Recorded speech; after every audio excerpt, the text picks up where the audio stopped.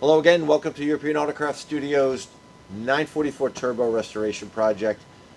Still disassembling the transmission following up from last week.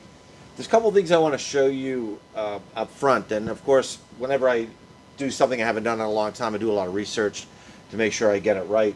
So we're looking at the ring and pinion, and I just want to go over some of the numbers, which is kind of interesting. If you look here, we have a number here, K827. K is the manufacturer, and then the 827 is a gear ratio. This is an 827 ratio. And the next number here is 568. That's the matching number to make sure that we get the right pinion to go with this ring gear. If this was an aftermarket or a service ring and pinion, something that we would purchase from the parts department or another manufacturer, there would be a little R here with another number, a two-digit number, and that would be 100ths of a millimeter. I believe it's hundredths of a millimeter.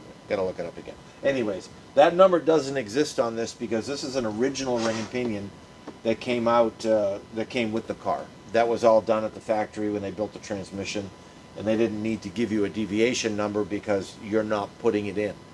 So there is no R factor on this. If we're going to replace pinion bearings or the case or anything to do with the pinion depth, we would put this shaft back in the case and measure the depth before we took it apart, or measure the depth before we put it in another transmission, because the specification for the depth of this pinion is a standard, and then the R would tell you how many hundredths of a millimeter you're forward, in or out, to make it run quieter.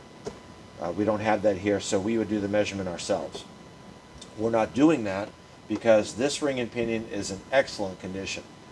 I was looking at other possibilities to replace the gear ratios. There's a lot of talk about the 944S ring and pinion being too weak for the turbo, but the S2 is strong enough. There's also, what I've done is put the 944 Turbo S ring and pinion in a turbo transmission to give you a slightly lower gear ratio, a little quicker off the line. We're not doing that with this car. We're going to stay pretty much stock. It works great. And we already looked at the wear pattern. This thing is for the mileage on this car. I forget what it is, but I think it's a lot more than 100. There's very little wear. It's been set up properly from the factory, and it doesn't have any issues. I don't think that's supposed to happen. We'll look at that later.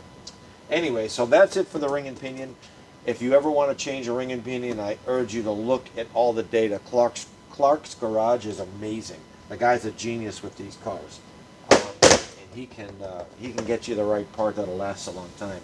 Apparently, the S1 ring and pinion will fit and work, but it can't take the power output of a modified turbo. So, that being said, we're going to start. We're going to just get the forks and get all the gears out. Fifth gear is back here. Reverse is inside here. So we're going to start getting this thing apart. During the steps of procedure, this is a little bit later on, but it's right here. I want to get it out of my way. So we're going to get a few tools here and get started. So we want to counter hold this a little bit. We don't want to bang on the shaft. It's just banging around in there. But we have to drive these pins out. I'm just going to do this now before we take the rest of it apart. Hopefully I can hold it. My assistant, I think, is at school today. Believe it or not, the kid actually has to learn something. Wrong size punch. Okay. Remember, I had the wrong size punch also for the other one. The dowel pins for the case, the big dowel pins. You don't want to do that.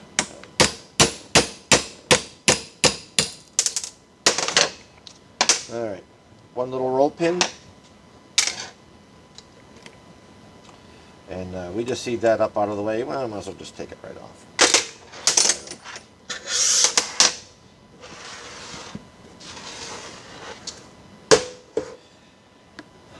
This cover. It's not going to cooperate, but that's okay. Let me do this.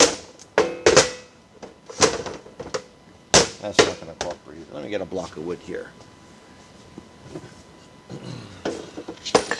Okay. We have to punch a hole in this back cover. There's a lip probably maybe 3-4 millimeters wide, and then the bolt is right in the center. So we want to go somewhere in between there. My trusty screwdriver, we're going to go, that should do it.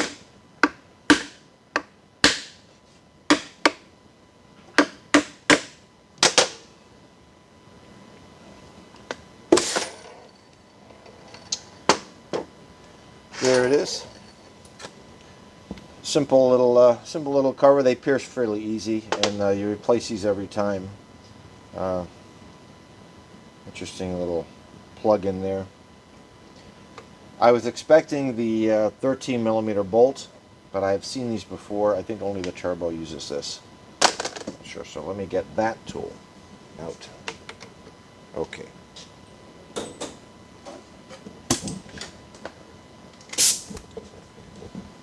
Since I don't have the fixture to hold this in the vise, impact gun works just as well. We don't want to bang it around, so I am going to keep my hand on the input shaft.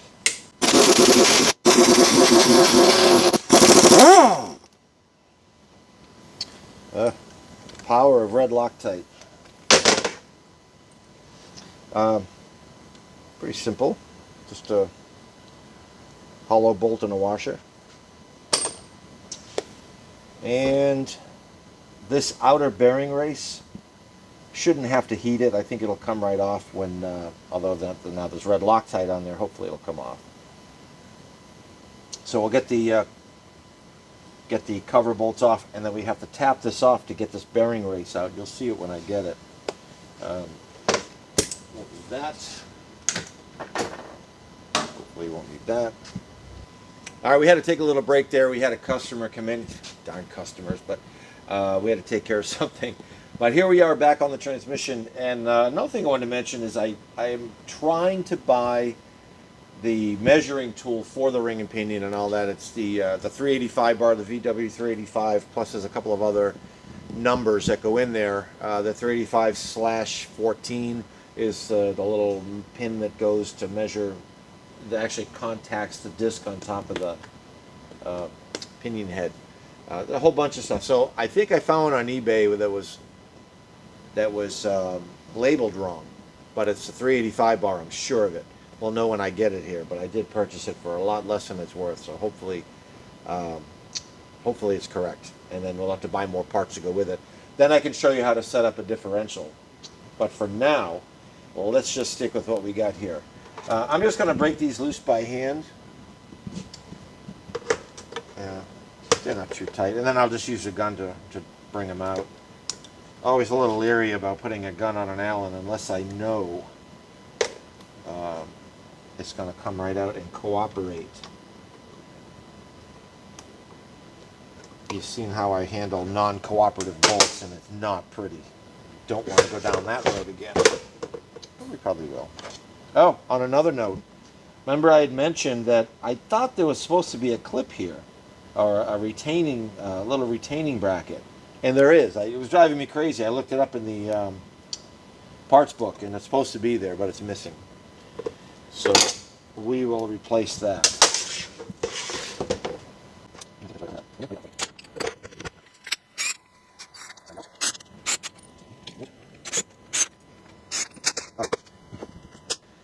Now, this should come off. We're going to leak a little fluid, I think. We're just going to knock this gently to get this race out, and then the cover will come off and expose our fifth gear setup. Fifth gear is kind of fun. It's way out in the back. This is what you hear rattling when you let the clutch out and the engine is idling. You get this little rattling from the transmission. It's usually in the fifth gear section, which is perfectly fine. You can always tell a manual transmission car when they stop. This is why it should be in a transmission holding fixture. I think when I assemble it, we'll have it in a fixture. This is a little too awkward for me to keep moving it around like this, but we'll get it. Getting too old for this. As you can see, the race is slowly coming off. And this is the actual procedure from the Porsche manual. Sometimes I'll take a torch and just warm it up. You gotta be careful with the torch. You don't want the metal to turn blue. There it is. Simple. There's our big roller bearing. This just sits inside the bearing here. And we have the inner race right here. More parts for the parts cleaner. Alright. There's a snap ring under here. We have a puller set up. Hopefully it'll grab this outer clutch hub. Let's see. Gonna need something to put in there. What can I put in there? How deep? Oh, that's pretty deep. Let me see if I can find a bolt to put in there so the puller can push on it. I don't want to push on our nice little spline bolt here. Or maybe I could put that in there with a small bolt. Let me see what I can come up with. Semi-unprepared. Alright, so we're going to screw that back in a little bit here. It shouldn't be on too hard. I'm not really worried about damaging threads here. I think we'll be okay. Where's my...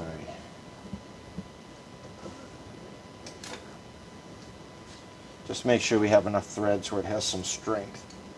Okay. And that should protect it. Will this fit? Oh yeah. Will it work? I don't know. I used to have a really nice puller set, but that went with the other business.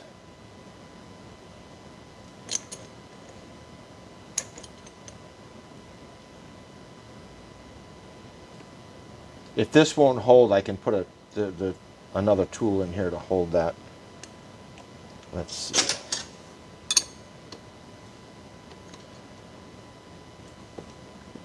Yeah. Okay. 1 second.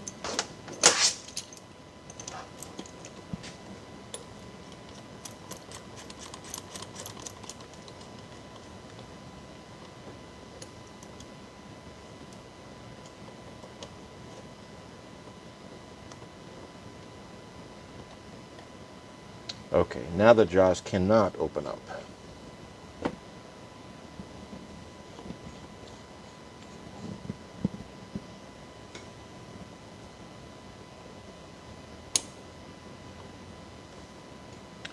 Is it straight?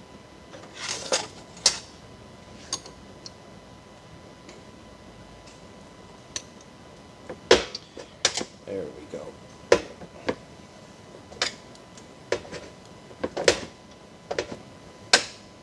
Remember, I don't rehearse any of this. This is all, you see what I see here. Frustrating at times, but that's okay. Now, yeah, that'll come off. Okay. There's the 5th gear synchro ring. I don't think I've ever had to change one. There's so little torque it never wears out. We'll get into further inspection on these parts when we disassemble the shafts and look to see if we need any replacement parts. Yeah, looks pretty good. A little bit of wear.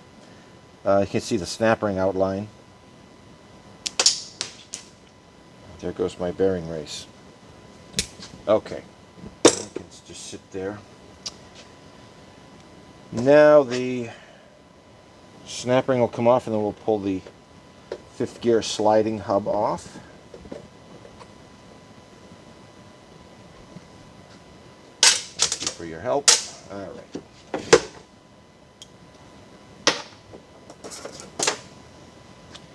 Actually, before I take that off, I'm going to take the pin out of the fifth gear fork.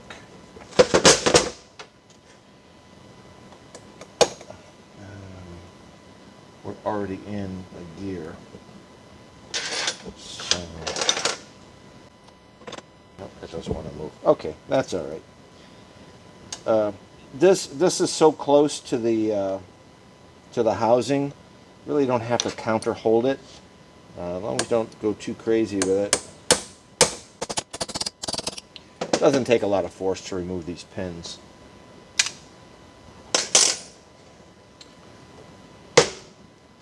And snap ring.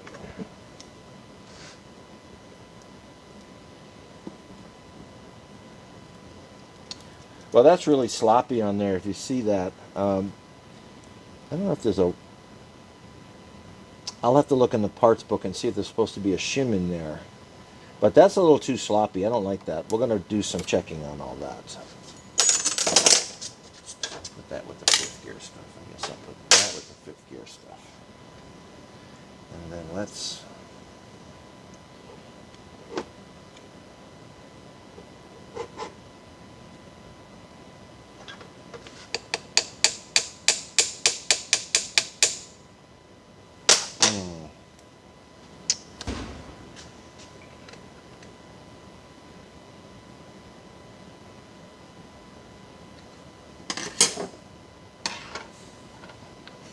That's what it would look like if it was in reverse right now.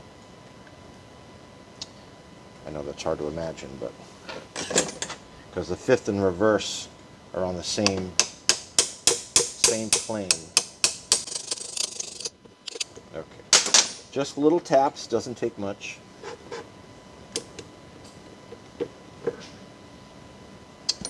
All right, there's our fifth gear. Roller bearings, needle bearings I should say, not roller bearings, needle bearings. Again, we'll inspect all of this. Seems to be some wear in there, but we'll see what the book says about wear. Okay, fifth gear. Alright, now this is the fifth gear on the back of the pinion. We're going to also remove that with the impact. I recommended to clamp the pinion, but it's just not necessary. This the impact does a good job with it. We will torque it properly though when we put it back together. Sometimes on the input shaft you can use a well, they have a special tool that goes over this, but if you use the soft jaws and the vise, you can cramp it down pretty hard and the aluminum soft jaw will bite into the teeth and hold it.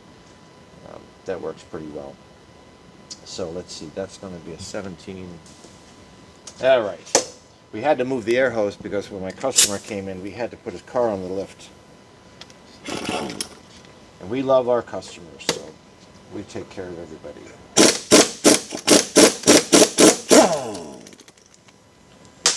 Okay, blue Loctite.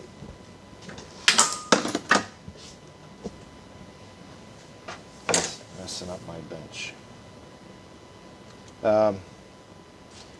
The washer is fixed on there. It's a special bolt to retain that. That is the output for fifth gear. Now this should be a shim in here, but I don't see a shim in there. Ah, there it is. This is a shim that gets replaced for, it's a measuring shim really. It changes the height of the fifth gear. We'll do that measurement as well when we put it back together to make sure we get the right gear, the right shim. So that's that. Now detents. There are there's a spring-loaded pin on the top. There's a pin in here. There's a small pin in the 3/4 lever, and then there's another pin here between them, and then there's another pin here. All of these prevent the shifter from going into two gears at once. If the shifter rod is moved forward or back, it comes out of the little groove, and I'll show you all that, and pushes the pin over. That pin then locks the other pin from coming out of its groove. And by doing that, you prevent it from going into another gear. It's all pretty nicely designed. Well, all transmissions have something like that. I'm just a bit more partial to the Volkswagen gearbox here for Porsche. Alright, so there's our plunger, the spring, and that pushes down on this gear shaft. Let's take these out as well, if I can find my tools. Such a scatterbrain. But I told you that right from the beginning, and you watch anyways, which is great. All right, please. These caps just limit the travel on the rod. How do they do that? This one does. This has a step on it, which sits inside the groove here on this shaft. I forget which one that is. I think that's 1-2. I think that's 1-2. And prevents the rod from going past it, but you'll see that when I get it out. We'll leave these out here. That top one is just a plug, I think. So, which one can I take out?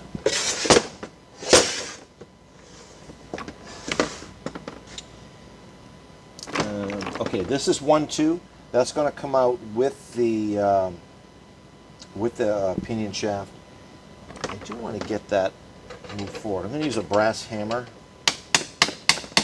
just to get us centered again. Okay. That way, these will move. These still won't move. With this in first gear, the detent is pushed out. It won't allow me to move any of these. So right now, we're going to take out the dowel pin for the, that's 3-4. No, 3-4. Yeah, 3-4. We're just going to drive this pin out.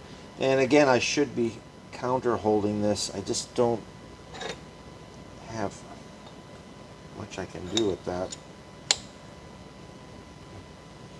Well, nothing to really give it too much strength. Let's see how much force it's going to take to do this.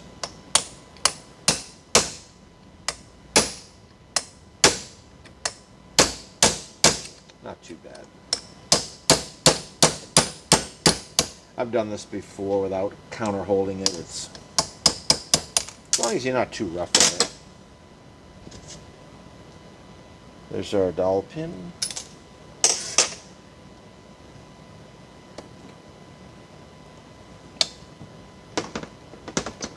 Alright, now this is going to come out. Okay, that's not even, now I can move it. Now, you see that? This was down here, slid in just a little bit, just enough to push the detent to a locked position, and I can't move this. I can't turn it. But if I get this in the right position, I can move it. And we're going to take this shaft out. This is the 3-4 shift shaft. Swifty shaft. Okay, now, as I said, the 3-4 shift shaft has a pin that goes between, it actually connects the two detents inside the shaft. It's not in here. Most likely it fell out inside. Very common. I put grease in them to prevent it from falling out when I assemble it. Hopefully it's in there. Should be in there. So that's that. Remember what's next. We're going to remove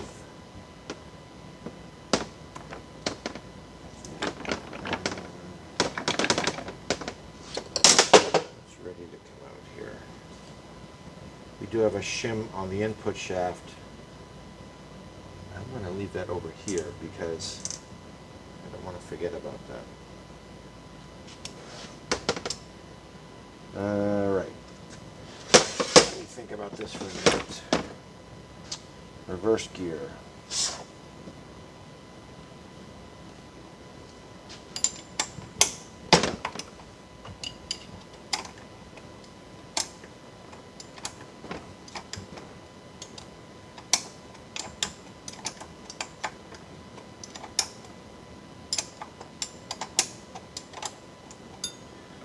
This is a slightly synchronized reverse.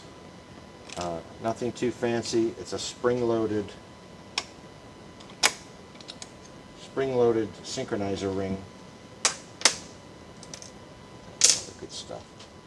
Again, I'll show you that when I get it out.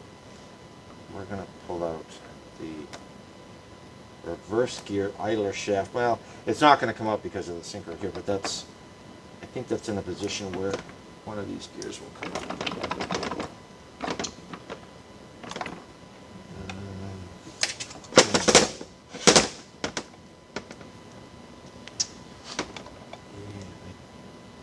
I know they want me to remove this bolt. I don't remember having to do that before.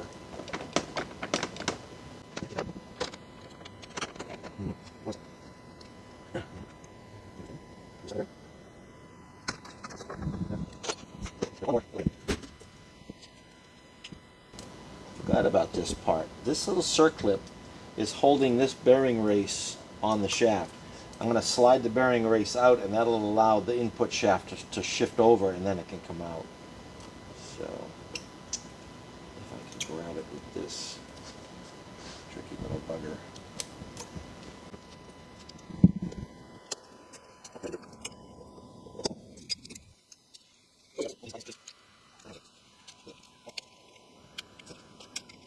I always like to replace these snap rings because they get so distorted taking them off.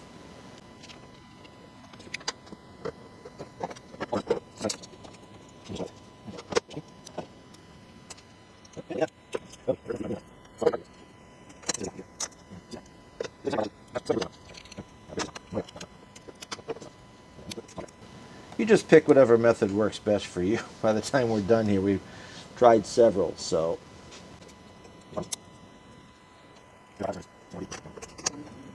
Well, I hope it has some entertainment value. You are no match for me. Hey, look at that. Ouch. Okay. We won in the long run, which is good. Now, I want to get this bearing race off the shaft.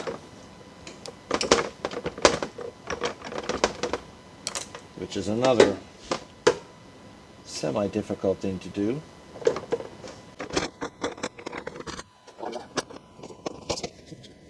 I can see it here. Okay. So what I did was just go inside the case and push this off the shaft and out of the case. Now I have a lot of play here that I can maneuver this input shaft out. There we go. And it will come out with the 3/4 selector lever. They tell you in the book to take this lever off on the inside here. I've never had to do that in getting this out, as long as you push the reverse gear back. So I just don't take it out. When we clean the case and go through the case, I will take it out. But for now, not necessary. So there's our 3/4 fork, 3rd and 4th gear. And we'll inspect all of this when we get this shaft apart. This is the input shaft. Where do I put it? I guess I'll just put it right over here. Next up is the pinion shaft. Pinion shaft is not going to come out until I pull the reverse gear shaft out. I know that from experience. So we're going to remove, if I can grab it with my hands, I might pliers for this. Yeah. This is the reverse gear idler shaft. It's in good shape.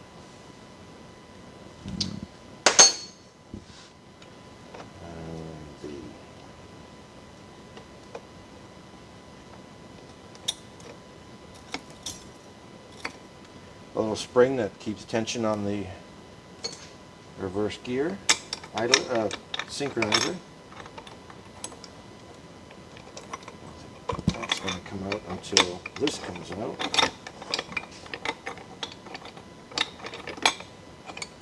Reverse gear idler.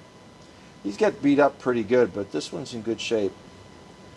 This is that when you put it in reverse, that grinding noise you hear.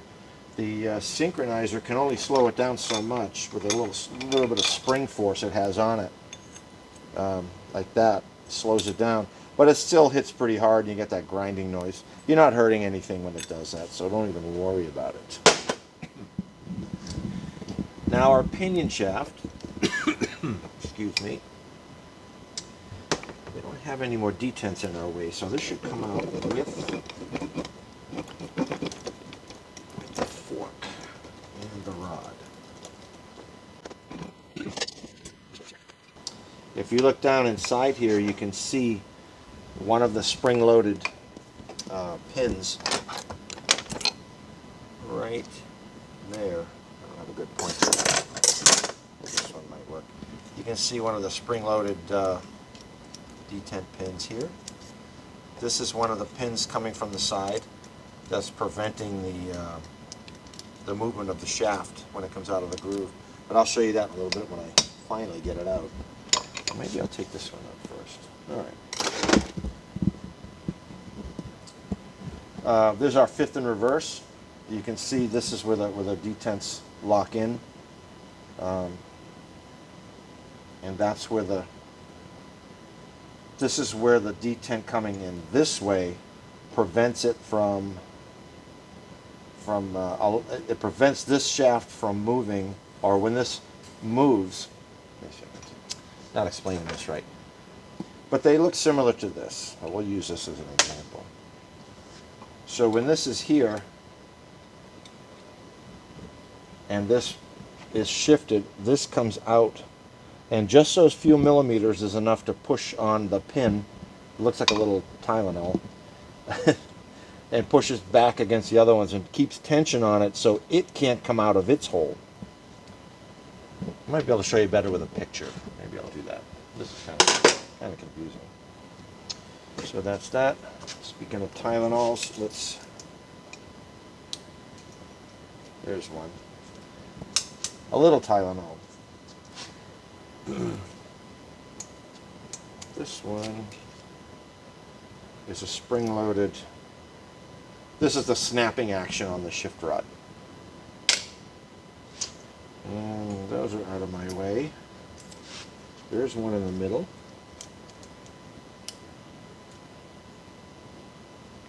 These have to go in before you put the shafts in, or you'll never get them in. They don't work like that.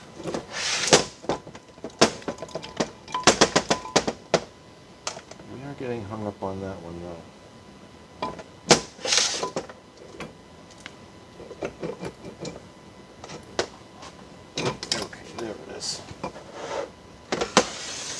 There's our pinion shaft.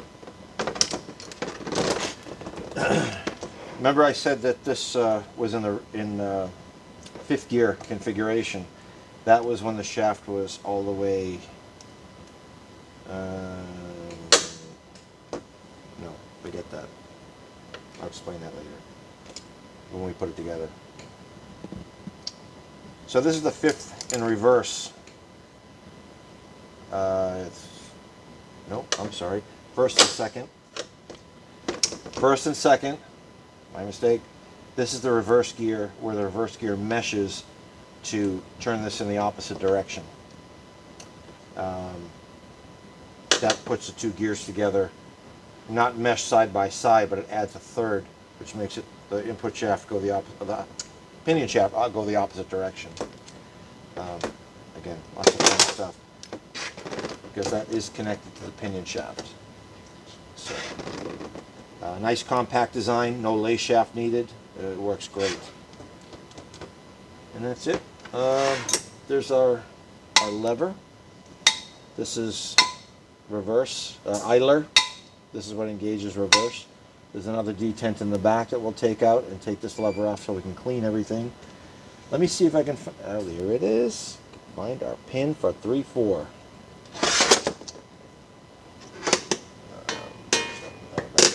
Where's my 3/4? Right here. This pin will go inside the shaft. I'm going to pack that with grease so it stays in, but that will prevent, I'll have to show you a picture, but if you put it down here with our 2 little Tylenols,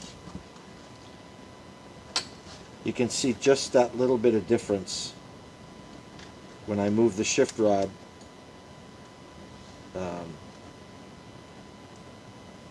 That little bit of difference will push on this pin here, just push out and prevent the other rod from moving.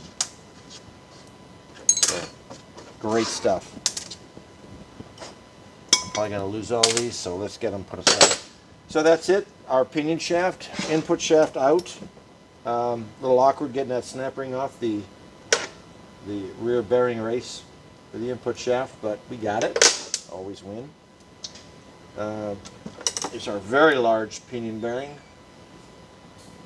Yeah.